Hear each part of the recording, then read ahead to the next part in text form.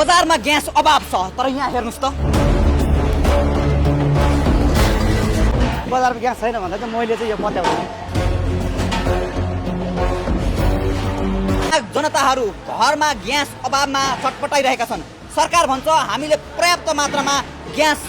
ल्याइरहेका छौं भारतबाट ल्याएर वितरण गरिरहेका छौं भन्छन् तर जनता भने ग्यासमा छटपटाइरहेको अवस्थामा यो अभाव किन भएको छ भनेर देखाउनको लागि यतिबेला हामी उद्योगमै आएका छौं उद्योगीसँग कुराकानी गरेका छौं खासमा ग्यास अभाव किन भइरहेको छ ग्यास बजारमा गइरहेकै अवस्था हो खास गरी यो समस्या हुनुको कारण चाहिँ हाम्रो लगभग 3-4 महिना हामीले हाफ सिलिन्डर प्रयोग गर्यौं त्यसपश्चात यो श्रावणको आषाढको लास्ट 30 गते हामीले हाफ सिलिन्डरबाट फुल सिलिन्डरमा जब आएपछि हामीलाई डिमान्ड एकदमै हाई भयो डिमान्ड हाई भएको कारणले गर्दा चाहिँ हामीले डिमान्ड अनुसार सप्लाई गर्न अलिकति नसकेकै अवस्था अहिलेको अवस्था चाहिँ त्यो हो खास भारतबाट आउनुपर्ने ग्यासमा त्यस्तो कुनै पनि कमी छैन अभाव हुन दिएका छैनौ सरकार भन्छ तपाईहरुलाई त्यस्तो अभाव केही महसुस गर्नु भएको छ हैन त्यो जुन पहिलाको जस्तो अहिले सप्लाईमा समस्या होइन अब हामीहरुको डाटाबाट के भन्छ भने यो जुन हाफ सिलिन्डर हुँदाखेरि लगभग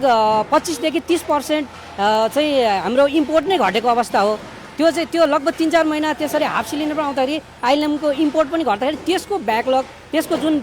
बीचमा रहेको त्यो ब्याक छ त्यो चाहिँ आएर अहिले एकासी त्यो ब्याक पनि पुरा गर्नुपर्ने र ब्याकलग पनि पुरा गर्नुपर्ने र अहिले भइरहेको रेगुलर पनि सप्लाई गर्नुपर्ने अवस्थाले गर्दा अलिकति असहज भएको परिस्थिति चाहिँ हो